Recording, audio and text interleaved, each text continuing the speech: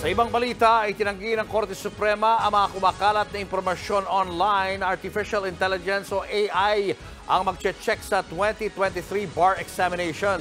Sa kanyang pahayag, kinundina ni Associate Justice Ramon Paul Hernando, chairperson ng bar exam ngayong taon, ang usap-usapan na AI na raw ang magche-check ng exam. Peke o fake news at wala raw batayan ang mga ito. Sabi pa ni Hernando, paninira ito sa integridad ng digitalized bar examinations. Paglilinaw rin niya, 4 na examiner sa kada subject ang magche-check ng mga test papers na mga nag-exam at hindi isang AI. Ang mga examiner daw na ito ay mga expert sa kanilang larangan. Natukoy na rin daw ng Korte Suprema ang mga nagpapakalat ng peking impormasyon sa Facebook. Nakikipag-ugnayan na rin sila sa National Bureau of Investigation, ang NBI, para maimbestigahan ang mga ito. Mahigit 10,000 law students ang sumailalim sa 3 araw na bar exams. Target ng korte na mailabas ang resulta ng bar exam sa Disyembre. Mga kapatid, Julius Babaw po. Huwag maging huli at maging una sa lahat ng balitaan.